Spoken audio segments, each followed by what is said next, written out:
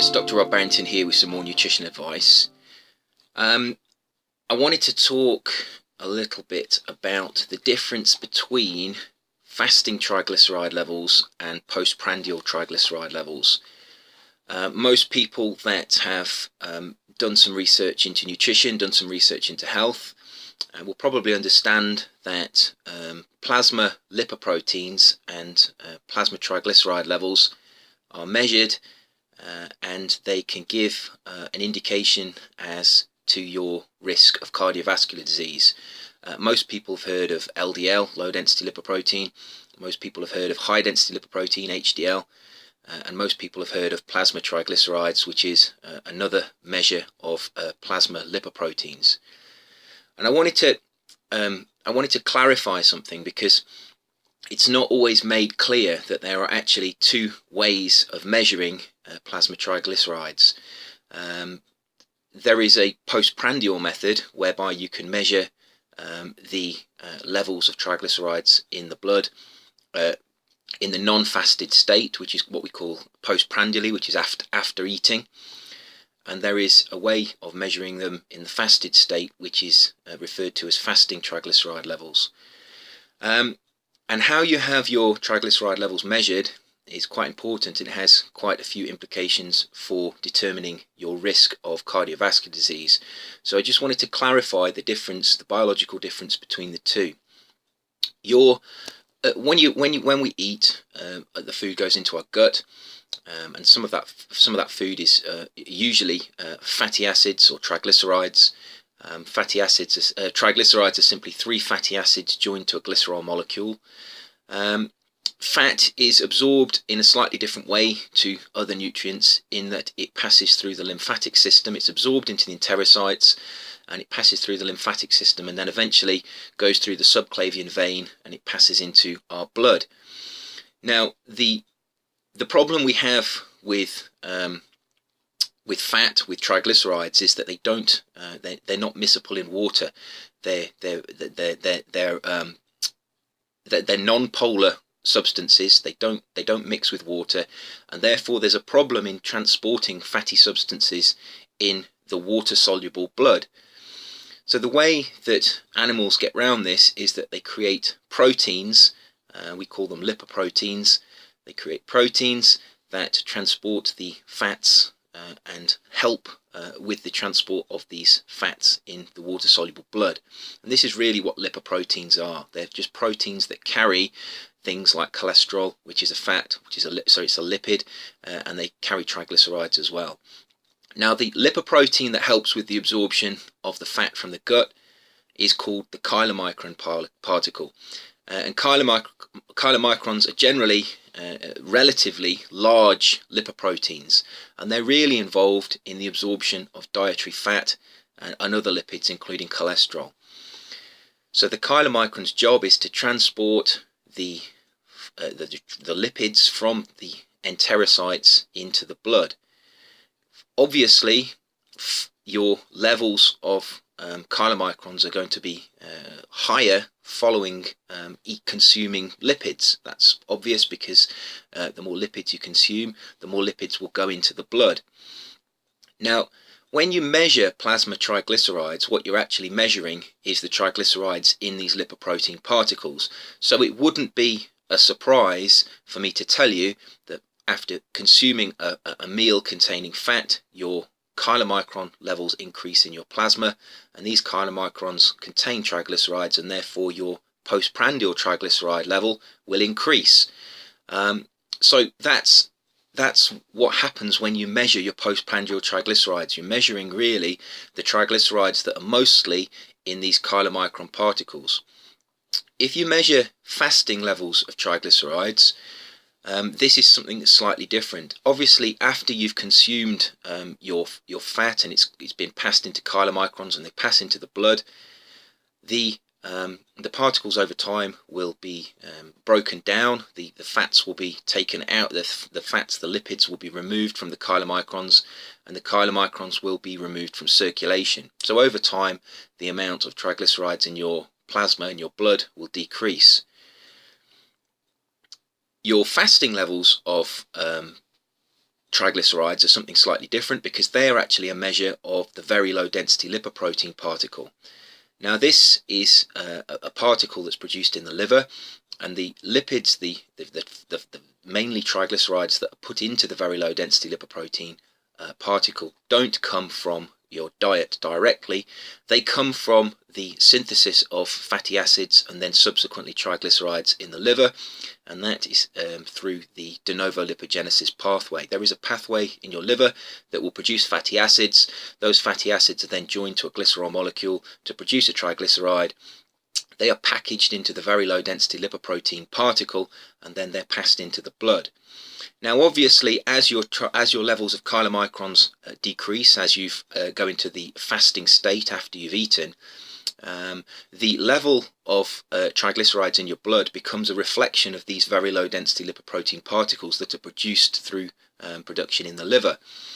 So your fasting levels of triglycerides are really measuring the very low density lipoprotein particles, which is a reflection of the endogenously produced triglycerides.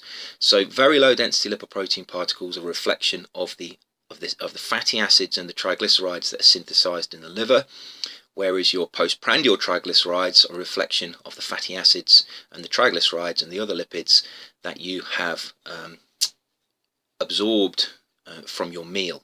And that's the difference between the two. Now, why is that important to differentiate between the two? Well, triglycerides that are produced in the liver are produced for particular reasons. Obviously, we have a need for triglycerides. We have a need for fatty acids. They're a very good source of energy. We manufacture other substances from fats, and they're a very good way of storing energy as well. The de novo lipogenesis pathway is stimulated by fructose. So when you eat sugar, that fructose, the fructose component of the sugar passes to the liver, and that fructose then stimulates the de novo lipogenesis pathway, because really only the liver can deal with fructose. And that produces fatty acids, which are then packaged into triglycerides, and those triglycerides then pass into the circulation. So what you tend to find over time is that the consumption of sugar increases the production of triglycerides. Now, what happens is, if you produce too many triglycerides endogenously, they tend to accumulate in tissues. And when they accumulate in tissues, it's been shown in many different mammals that leads to insulin resistance. And it's that insulin resistance that then causes the metabolic syndrome, and it's the metabolic syndrome that is what is likely the cause of cardiovascular disease. It leads to inflammation, it leads to oxidative stress, it leads to a condition of systemic metabolic deterioration, and this then is likely the cause of cardiovascular disease. So a measure of the upregulation of the de novo lipogenesis pathway is actually a very good way, and it shows a very good association with cardiovascular disease. It's a very good way of assessing cardiovascular risk. Generally, those people with metabolic syndrome, those people who are producing too many triglycerides, have an increased risk of cardiovascular disease, and they have increased levels of triglycerides as a result of that stimulation of the de novo lipogenesis pathway. Therefore, if you measure fasting levels of triglycerides, they're actually quite a good indication of your risk for cardiovascular disease. However, if we go back to chylomicrons really are not associated with cardiovascular disease directly. Now, they are, if you read the nutritional literature, there is an association, and I'm going to explain why I think that is, and why this has been misinterpreted. But obviously, dietary fat is absorbed, it's then passed to the tissues, mostly adipose tissue. Some of it will pass into skeletal muscle and be used as energy, but generally most of it will pass into adipose tissue. And then as we start to move into this fasting period, levels will drop. Now, to me, looking at the scientific literature, that doesn't seem to have any mechanism whereby it could cause cardiovascular disease. It's just a natural phenomenon. However, where these measurements have been misinterpreted, and I'll explain that both fasting triglycerides and postprandial triglycerides do show some association with cardiovascular disease. I think there's been a misinterpretation here. Obviously, if you have raised levels of fasting triglycerides, when you absorb dietary fat and that fat passes in chylomicrons into your blood, the total amount of triglycerides in your blood will therefore be higher, because you'll have the sum of both components. You'll have the sum of the absorbed fat with the fat that's been produced in the liver, and therefore the total amount of triglycerides in the blood will be higher in somebody with raised levels of fasting triglycerides. This is a process that occurs all the time. This endogenously synthesized triglyceride is occurring all the time.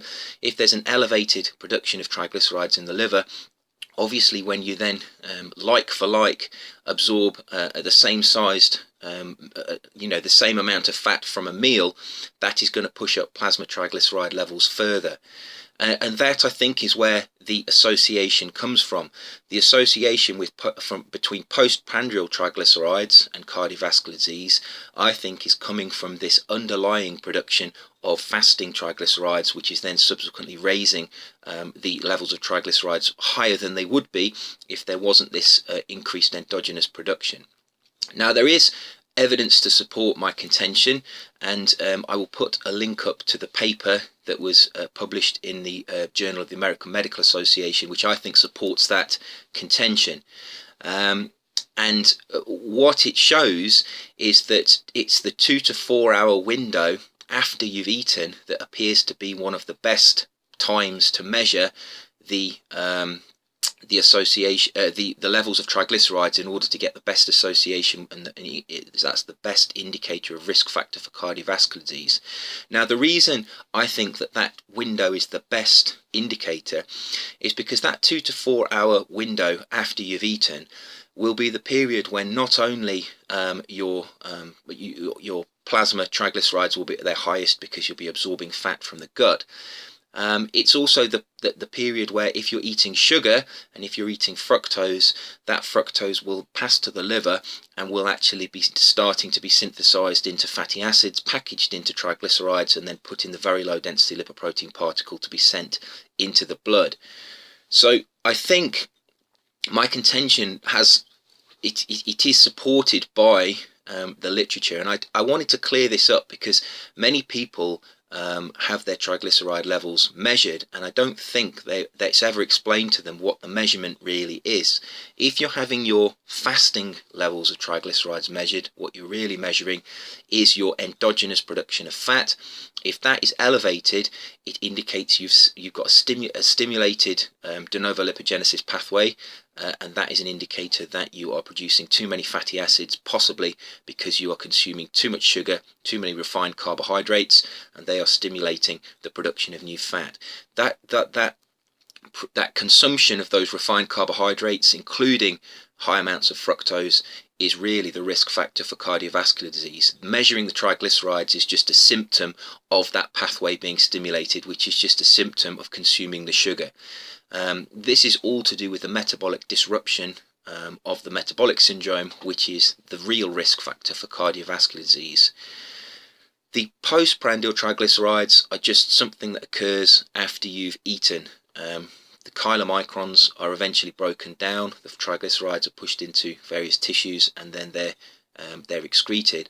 There's no real mechanism I've ever seen that I think could explain the role of chylomicrons in cardiovascular disease. There may be genetic conditions whereby they remain in circulation for too long, but in a normal healthy person, I don't think that's really a problem. And therefore it's this window where you've got this crossover between the stimulated production of triglycerides in the liver from the sugar that's in your meal, with the already underlying elevated levels of triglycerides in the plasma. And then on top of that, obviously, you've got the harmless component, which is the chylomicrons, which really are measured but don't really have an effect on the overall component. So this 2 to 4 hour window, I think, summing up, is really actually measuring 2 to 4 hours of elevated endogenous production of triglycerides because of the sugar. It will take a while for this sugar to be absorbed, it will take a while for these pathways to get working, and it will take a while for the triglycerides to be created and then packaged into very low density lipoproteins and passed into the blood. And this 2 to 4 hour window is probably, in my opinion, a reflection of that processing of fructose, of sugar, into fatty acids, which then causes an increase in triglycerides in the blood, which is why in this paper it showed that that was the greatest indicator of risk for cardiovascular disease.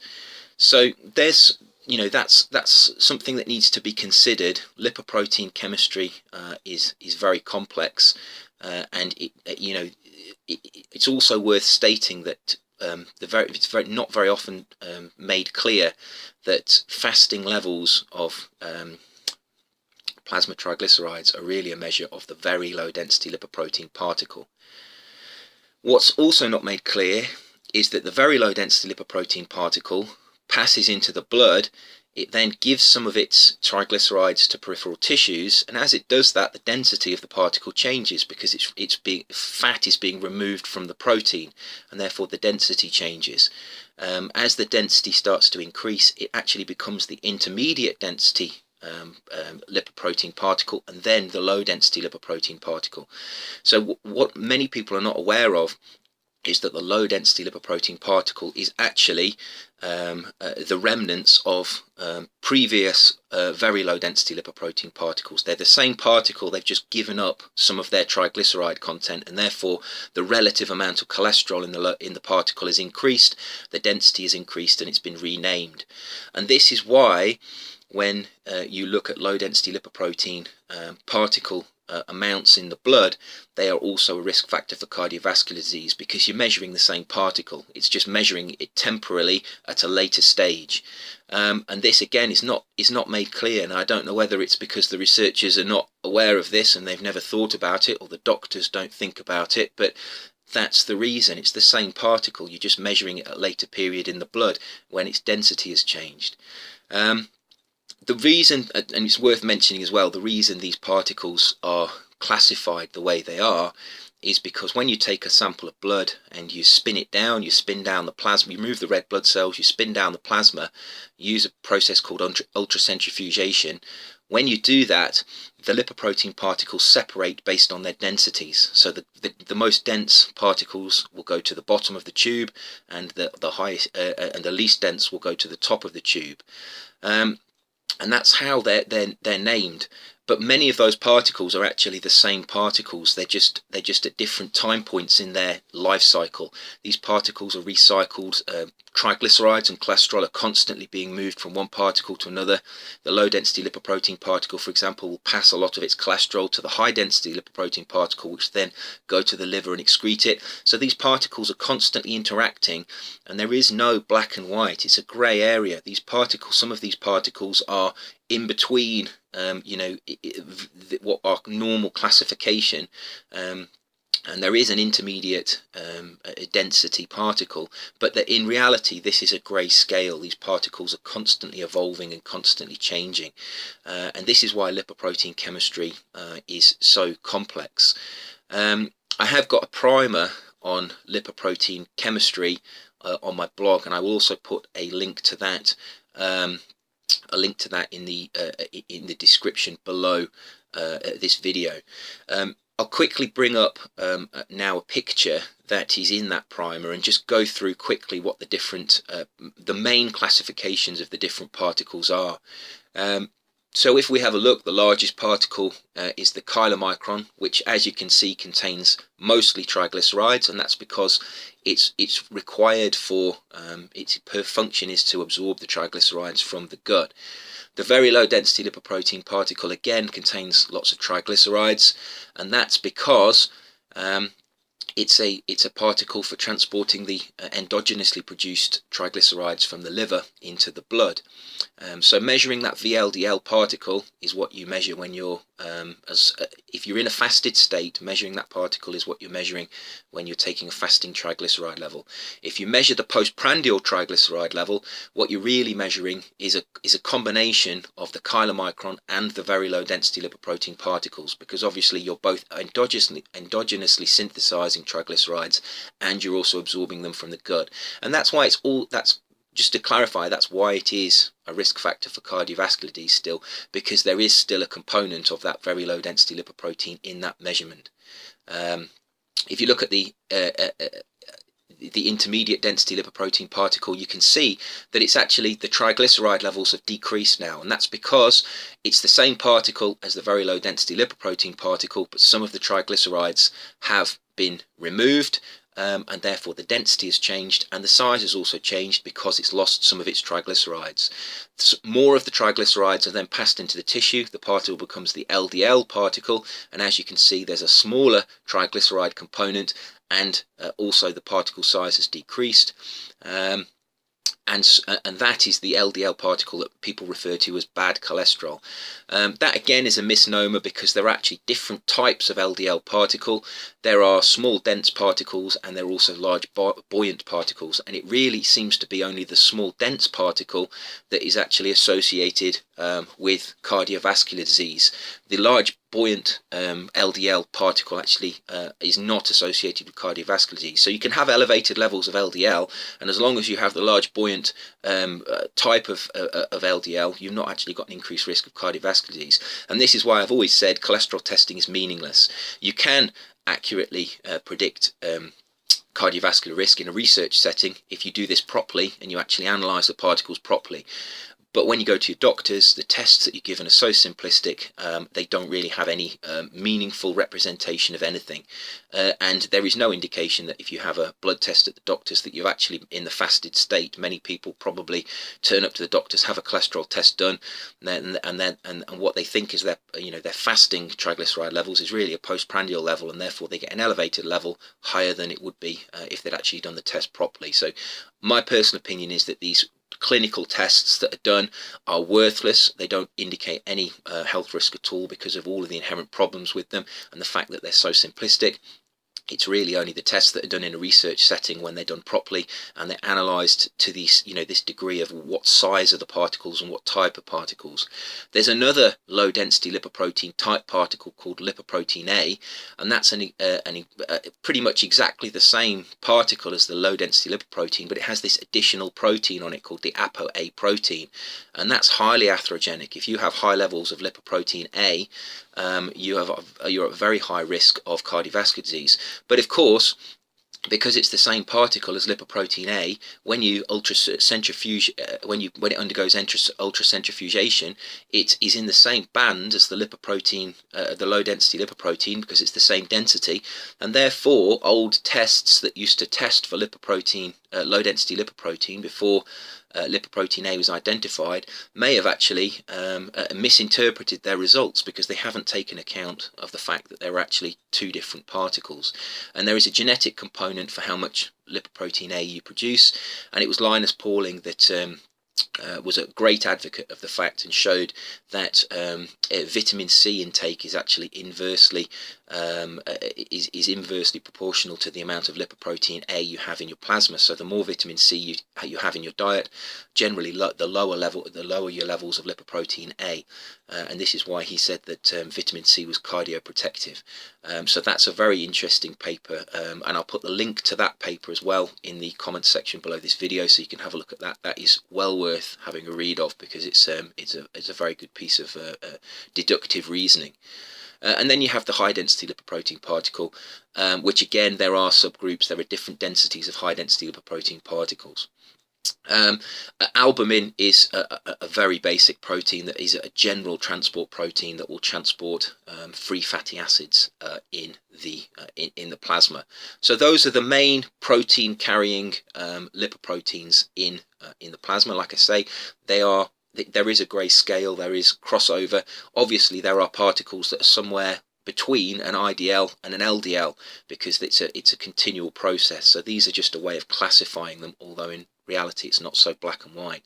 The apolipoproteins refer to proteins that are on the surface of the lipoproteins. So for example, a chylomicron will have B48, A1, A2, C and E as its apolipoproteins, whereas the apolipoproteins on a very low density lipoprotein particle are B100, C and E. and that they change depending on the life cycle point of the lipoprotein. So you quite often see referrals to the, for example, the B100 particle being atherogenic, and that would make sense because the B100 protein is in both LDL and lipoprotein A, and therefore if they have a strong association with cardiovascular disease, calling the B100 particle atherogenic may be accurate. So that's something else to look at if you go and have a look at these. Many of these papers on lipoproteins refer to apolipoproteins. They're just the proteins that are on the outside of the lipoproteins. So therefore, lipoprotein science is very complex. It's very difficult to understand, but I just wanted to make it clear that fasting triglyceride levels are not the same as postprandial triglyceride levels. Although both are associated with cardiovascular disease, you would have to take the reading of your triglyceride levels in the context of when you took it. If you took it after a meal, it's going to be much higher than if you took it in the fasting state, because you've got this additional chylomicron component on top of the very low density lipoprotein component. So make sure you understand that. If you have a cholesterol test, if you have your triglyceride levels measured, make sure you understand that. Make sure you ask the right questions of the person taking the test so you get the right information, because it's that information that will help you make the correct decision as to what you need to do with the results of that test. So I hope that was interesting. Hope that was educational. Please look at the 3 links in the comments box below this video. I think they will help you understand lipoprotein chemistry and lipoprotein metabolism more thoroughly, which will help you make informed choices about your health. Remember to stay healthy, eat well, and protect yourself. And I will see you soon for another video. And in the meantime, please take care.